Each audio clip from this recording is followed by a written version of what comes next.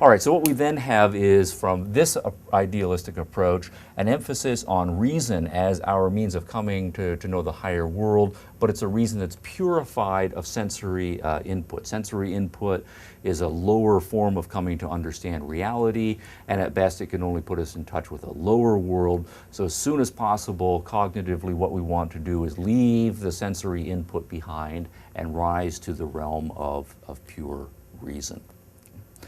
Now, another point that's important in connecting human nature to epistemology human nature rather to epistemology for the idealists is the question of how many people are capable of, say, achieving mystical insights. How many people are capable of engaging in the pure reason that is really necessary in order to come to understand the higher truths.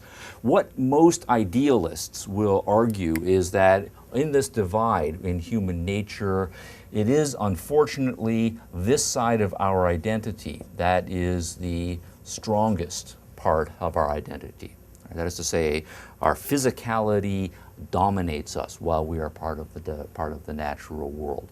And then by contrast, our minds are weak, or our souls are weak, or our spirits are weak.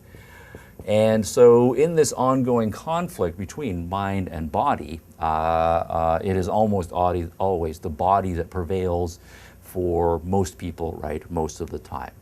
Now, of course, there are varying degrees, right, among idealists to what extent that they sign on to this dichotomy between the weak mind or the weak spirit, weak soul, and strong body. So I want to give you a couple of quotations to indicate the range of opinion here.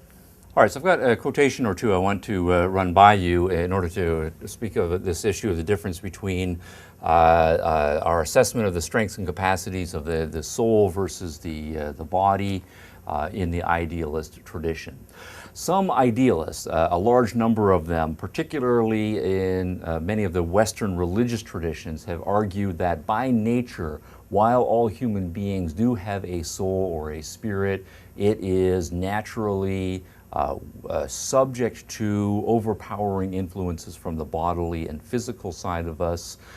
In many cases, that's put in moralistic language. The argument is that we know that our soul should be aspiring to higher metaphysical truth, but at the same time, our body is providing various strong temptations, but because we are weak morally, we give in to our bodily temptations, and so therefore we are fundamentally sinners, right? We do things that we know we shouldn't be doing. Others will take that same position and strengthen it, arguing that we really just can't help ourselves. To be a human being is to be dominated by the physical side of our natures, and our spiritual side or our mental side is totally incapacitated.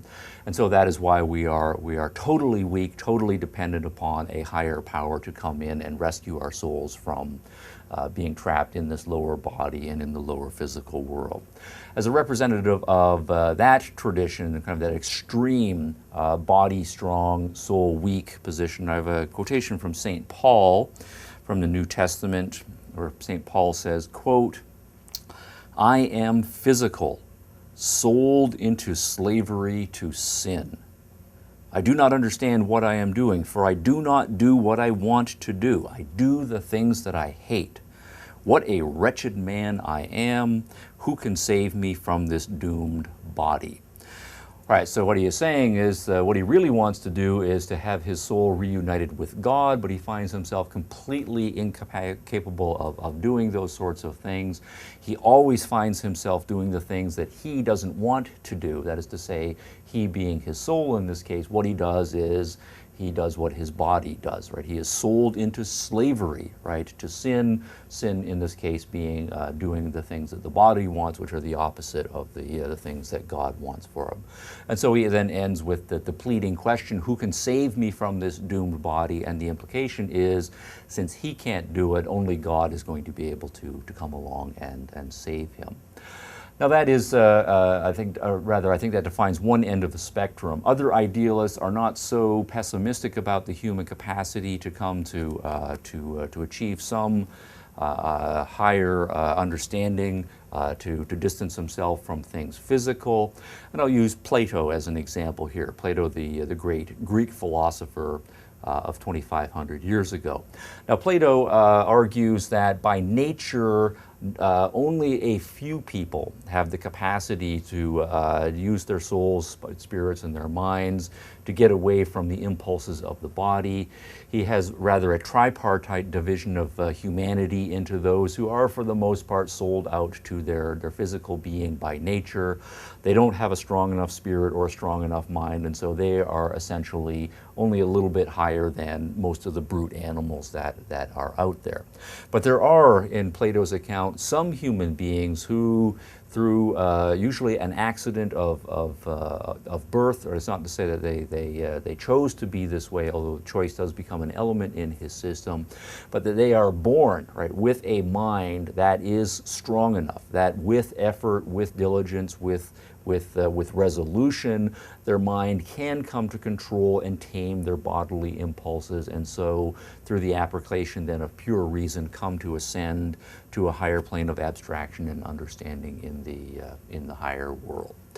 And many idealists, usually it's idealists in the more impersonal position, will follow Plato down that road of urging those few among us who have such a capacity not to waste that capacity, not to give in to the bodily and physical naturalistic way of life, but rather to strengthen their mind, strengthen their spirit, and achieve higher truth.